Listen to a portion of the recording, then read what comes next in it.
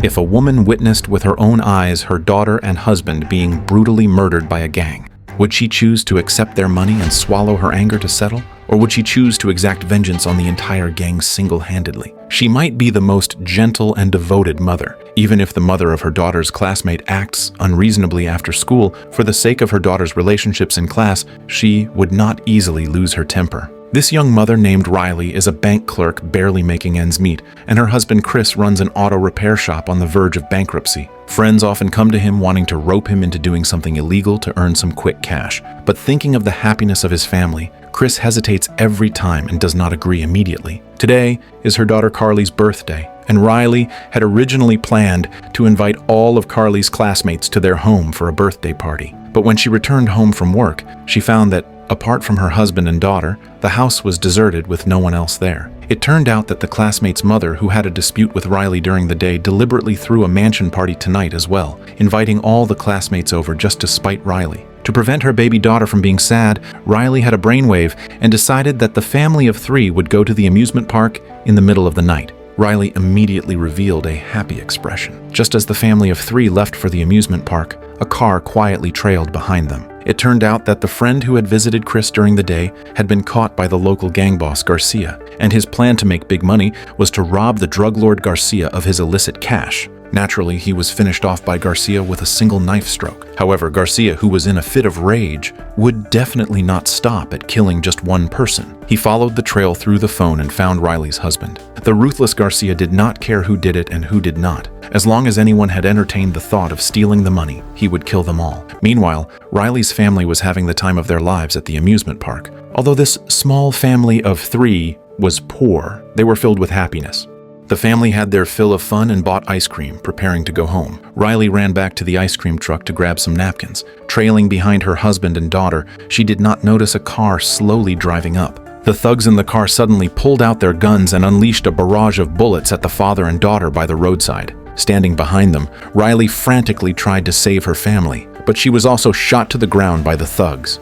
Riley struggled to crawl to the side of her husband and daughter, but their bodies no longer had any movement or warmth. This originally happy family of 3 suffered such an undeserved calamity on this night. When Riley woke up again, she was already lying in the hospital. As soon as she regained consciousness, the images of her family's tragic death came to mind, and she could not help but weep in agony. A police officer ignored the nurse's dissuasion and wanted to ask Riley, who was still in her hospital bed, to identify the suspects, otherwise all the suspects would be released by tomorrow. Thinking of her family who died at the amusement park, and hearing this, Riley forced herself to struggle up and went to the police station. On that night, there were 3 thugs sitting in the car. The police did not expect that Riley would identify all 3 suspects without any hesitation or doubt. It was not that she possessed superior skills, but that she had deeply etched the faces of the murderers into her mind. She thought that by identifying the suspects, she could bring the murderers to justice. The naive Riley did not have a clear understanding of the corrupt judicial system in her city at this moment. Just as she was cleaning up the house alone and preparing to move away,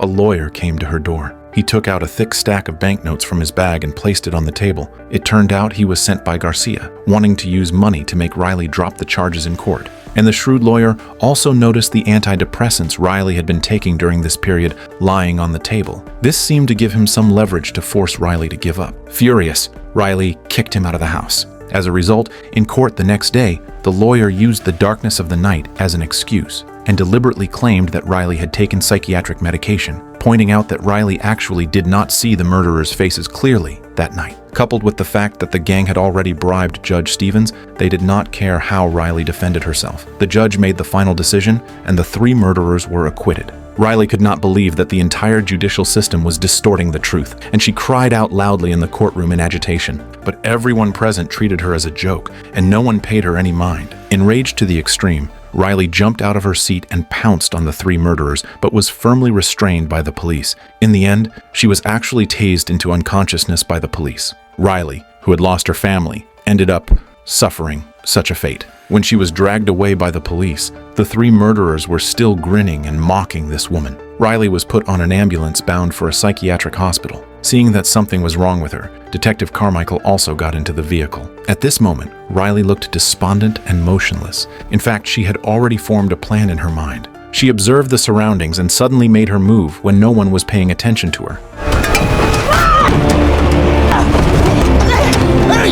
Riley jumped out of the vehicle and ran wildly. She wanted to escape this place where right and wrong were confused. Since the law could not help her punish the criminals who killed her family, she decided to take revenge herself. As she ran, the look in Riley's eyes was no longer panicked and afraid, but gradually became increasingly determined. In the blink of an eye, 5 years passed. On the rooftop parking lot of a building, a car was rocking slightly, and then the rocking became more and more intense.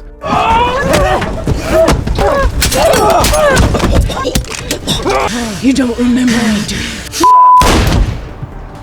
It turned out that Riley, who had disappeared for 5 years, had returned. She took out the murderer who killed her family 5 years ago. No one knew what she had been through in these 5 years, but obviously, she was back for revenge this time. A storm of blood and terror was about to engulf the entire city. The young police officer Carmichael from back then was now a senior detective. He received an alert and arrived at the amusement park. He and his partner Beltran were dumbfounded by the scene before them. The bodies of the 3 gang members who killed Riley's family back then were hung upside down on the Ferris wheel for public display. Carmichael and Beltran gasped. They probably knew who did it, but neither was willing to say that woman's name. Riley, with an injured leg, arrived in a rundown neighborhood. For revenge, she had no fixed abode and lived only in a dilapidated van parked in the slum. Riley used strong liquor to disinfect her wound and then used a stapler to staple her torn flesh together. Her experiences over the past 5 years had transformed her into a tough warrior. She prepared ample weapons and ammunition, bringing along a Kel-Tec KSG patrol shotgun. Various melee weapons included daggers and brass knuckles, and she also put on a bulletproof vest. She was ready to go out and make a big move. The first person she wanted to take revenge on was Judge Stevens, who had let the bad guys go scot-free back then. This adjudicator, who should have upheld justice and strictly enforced the law, twisted the facts after taking a small bribe, allowing the villains to escape legal sanctions. Now, even though Stevens had retired, Riley was going to make him get a good taste of being judged by justice. She nailed Stevens' hands to the table and wrapped him several times with detonating cord. Then she left Stevens' home without looking back. After she boarded a bus, she remotely detonated the bomb using her phone. Riley looked blankly out the car window. The little boy in the seat next to her suddenly struck up a conversation with her. It turned out he had his eye on the tin deer toy she was holding. This used to be her daughter's favorite toy, so Riley simply gave the toy to the little boy directly. During their conversation, Riley realized that the boy's father, who was sleeping soundly beside him, was an alcoholic. He had a bad temper and needed the little boy's care. At a glance, he was an incompetent father. The boy and his alcoholic father got off the bus. The drunkard made his son wait at the door while he went into the store to buy alcohol again. Riley directly knocked down this father, who only knew how to drink, shoved the muzzle of her Glock 26 into his mouth, and gave this man who only knew how to drink and could not take care of his child a good lesson. To her, they simply do not cherish their own happy lives. She had a heart full of maternal love, but now had no daughter. Yet these parents with children were wasting the opportunity to love their children in vain. Afterward, Riley set her sights on one of Garcia's subordinates and watched him enter a Mexican store. The entrance was heavily guarded by burly Mexican men. Riley was just worrying about how to get inside. Suddenly, a homeless woman pushing a shopping cart passed before her eyes. Subsequently, the homeless woman pushed the shopping cart to the back door of the Mexican store. She was actually Riley in disguise. The 2 burly men guarding the door shoved her shopping cart away. But in the very next second, Riley entered the store. She secretly watched from the first floor of the mall and found that many gang members were sitting there. It turned out that this was an important stronghold for Garcia. Riley quietly reached the second floor carrying a shotgun. She cracked the door of a room open a sliver, only to discover that this was Garcia's money laundering center where massive amounts of banknotes were gathered. A burly man spotted Riley at the door and hurriedly grabbed his gun to shoot. Riley turned to hide on the side, fiercely smashed off the door handle, and temporarily trapped the several people inside the room, and the sound of gunfire attracted more enemies. Riley fired fiercely at the enemies rushing up with her shotgun. But seeing there were more and more enemies, she jumped down from the second floor and landed among the dense shelves on the first floor. With so many obstacles blocking their vision, Riley handled her KSG shotgun like a fish in water. This gun is a modern pump-action shotgun with a dual-tube magazine that can hold 13 rounds. When the bullets ran out, she picked up an MP5K submachine gun and unleashed a strafing fire. During the past 5 years, Riley had trained with firearms countless times. She returned to the counting room on the second floor, killed the burly man in the room with precise shots, and then left a small accountant to go back and tip off the others. It turned out that this was all a ploy deliberately set up by Riley. She had actually investigated the situation of Garcia's organization thoroughly long ago. She knew that Garcia also had an important laboratory. It was heavily guarded there, and all the women responsible for packaging had to work wearing only underwear. All of Garcia's goods were produced from here. Riley let a minion go back to tip off the others just to deliberately tell Garcia that she knew of the laboratory's existence. As long as they turned out in full force to defend the laboratory, she could wipe them all out in one go. But unexpectedly, Garcia did not fall for it. He guessed Riley's thoughts, so he decided to beat her at her own game. Riley arrived outside the laboratory at night. Before every battle, Riley would take out the photo booth picture of the three of them taken on her daughter's birthday. This seemed to provide her with endless motivation for revenge and the strength to persevere. She took out a Q Honey Badger short-barreled rifle equipped with a silencer and a red dot sight from the car. She quietly entered the warehouse of the laboratory, only to find that it was empty inside,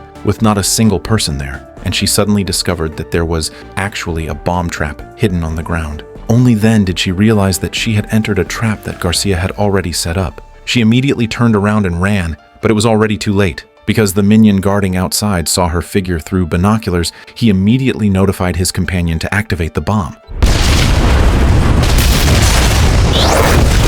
In an instant, the entire laboratory was blasted into a sea of fire and burned to the ground. But Riley still managed to escape the disaster. She survived because she jumped into the sewer in time. Just as she climbed onto the road, she hijacked a car without saying a word and sped away. She needed to catch the gang member's vehicle that had just reported back. Inside that truck, the two men called their boss, eager to claim credit. They were convinced that Riley had been blown to death inside that laboratory. Garcia was overjoyed after hearing the good news, but they did not know that Riley was alive and well, following all the way far behind their car. Just as Riley was tracking the gangsters, the police officers at the station on the other side were also getting a headache over the continuous criminal incidents recently. Due to the escalating bloodshed during this period, FBI agents also intervened. They all understood that Riley was definitely the protagonist of this event, but they just could not find her hiding place right now. The female FBI agent Inman had extensive experience in solving cases, and she asked the analyst to pull up the chart of crime occurrences in the entire city over the past few weeks. Sharp as she was, she discovered that the number of criminal cases in the slum area had actually dropped to 0 in these few weeks. This abnormal situation aroused her vigilance, so she went to the slum area alone to investigate the situation. But she asked several people, yet everyone kept their mouths shut, until she asked a thin and weak homeless man. Is it dangerous at night for the kids? Not anymore. Why is that? We got an angel now. Inman saw the angel pattern on the wall, and she knew she had found the right place. At this moment, Riley followed the gang members' pickup truck all the way, and just as they were about to reach the gang's headquarters, Riley suddenly accelerated to overtake and block the road. The black pickup truck drove to the entrance of the headquarters. The guard opened the gate and came out to check. Riley, hiding inside the pickup truck, quickly took out the guard at the entrance and then slowly drove into the courtyard. And hiding behind the pickup truck, Riley began her hunt holding an assault rifle.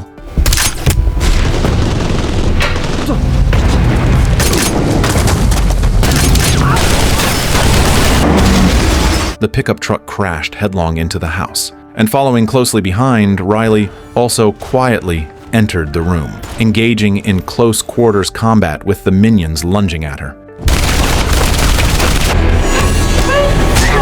Garcia no longer had his previous arrogance and domineering manner. He hid in the corner of the room shivering because no matter how many of his subordinates were in the room, they could not stop Riley's attack. Until Garcia's pistol ran out of bullets, Riley quickly dodged closer and aimed the gun at this enemy. But just as she was about to take revenge, a little girl suddenly walked out from the side. Riley, thinking she saw her own daughter, was instantly distracted. Garcia took the opportunity to push her away, stabbed her fiercely in the waist with a dagger, and then picked up his daughter and fled. The severely injured Riley saw more gunmen rushing over, and knowing she was outmatched, she could only temporarily leave the house. Seriously injured, she rolled all the way down the hillside. Such a good opportunity for revenge failed just like that. Riley could only endure the pain and leave for now. Since she could not go to the hospital, Riley knocked on Peg's door. Before, she swallowed her anger towards Peg for the sake of her daughter, but she would not do so now. Riley bandaged her wounds in the room. Only at this time did she have the mind to notice that Peg was divorced. Before leaving, Riley also deliberately scared Peg by saying she would burn down the mansion left to her by her ex-husband, scaring Peg into screaming non-stop. On the other side, Inman called Carmichael because she found the dilapidated RV Riley used for hiding in the slums. When hearing that Inman wanted to call more people to capture Riley alive, Carmichael kept frowning. He suddenly pulled out a pistol and killed Inman with one shot. It turned out that Carmichael had been bought off by Garcia 5 years ago. He had always been the mole in the police station, and he would absolutely not let the police find Riley first, because he was afraid that in these few weeks Riley had already investigated the fact that he met with Garcia and was a corrupt cop. After disposing of Inman's body, he immediately called Garcia and told him Riley's hiding place. Garcia was very excited to hear this news. He immediately gathered a large force and rushed to the slums with all his men. He vowed to find Riley tonight and completely solve this big trouble. The gang subordinates began to spread out and conducted a carpet search in the slums, and at this time, Riley had indeed returned to the slums, lying exhausted in an abandoned building. Severely injured, she fell into a groggy sleep, not knowing that danger was slowly approaching. In her sleep, she seemed to feel that her daughter had come to her side, gently stroking her hair. You have to wake up now. Riley woke up with a start, and at this time, a gunman had already discovered the bloodstains at the entrance of the abandoned building. Riley took a pistol from the thug and also found a concussion grenade on him. She instantly had a plan for the next step. The gang's second-in-command quietly entered the building with more minions. They found the body of a gang member lying on the ground, just as the second-in-command was about to turn him over.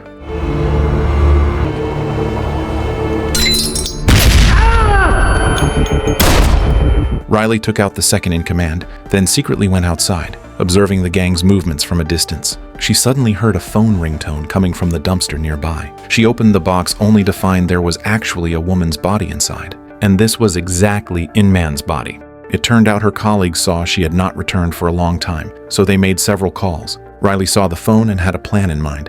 Because she completely distrusted the city's judicial system, she dared not call the police. Instead, she started a live stream directly with the phone, broadcasting the current situation in the slums to the public. And Carmichael was also completely exposed by Riley's live stream. Seeing the slums occupied by the gang, the entire police station exploded in an uproar and quickly mobilized to rush over here. Because Garcia could not find Riley, he grew impatient and dragged out a young girl from the slums, threatening that Riley must show herself immediately. And children were Riley's weakness. She could not bear to see any child get hurt in front of her. Seeing Garcia aim his gun at the girl's head and begin counting down, Riley realized she had no choice and finally stepped out. The two sworn enemies finally faced each other. The furious Garcia gave the injured Riley a violent beating in front of everyone. Just as he was acting tyrannically, sudden siren sounds erupted all around, and the main police force had arrived. Carmichael saw the police arriving. Feeling guilty, he hurriedly raised his police badge and shouted that he was one of them. As a result, Carmichael's action made Garcia believe that Carmichael had called the police and betrayed him. Garcia detested this kind of traitor the most and killed him directly with several shots. Garcia then tried to flee, but Riley appeared out of nowhere and punched him hard in the face. The feud between the two of them should have an ending. Riley raised her gun and aimed at Garcia, but Beltran also rushed over with his men, telling her to stop immediately and telling her that the law would punish Garcia. But Riley no longer believed in a justice system covered in dust, and she wanted to avenge her family with her own hands. After the chaotic gunfire, the police went over to check the situation. They clearly hit Riley's body, but there was no body of hers on the ground. This woman disappeared just like that. At dawn, Riley struggled to reach her husband and daughter's graves. She had finally avenged them, spending 5 full years to do it. Riley missed them very much. This tearing apart pained her, and she wanted so much to be with them, a family reunited forever. The arriving Beltran sent the dying Riley to the hospital and saved her life. Riley's case caused widespread discussion in the city, and the public unanimously believed that Riley should be acquitted and set free. But senior officials in the police department insisted she must stand trial for taking lives. On this day, Beltran came to the hospital, replaced the guard at the door, and came to Riley's bedside. He gently held Riley's hand, wanting to prove to her that not all police officers are bad. Beltran walked away without looking back, and Riley looked at her hand, inside which lay a key to open the handcuffs. This avenging angel disappeared from then on. Perhaps one day you might find her appearing by your side, carrying hatred and anger towards sin, continuing to uphold justice and act on behalf of heaven.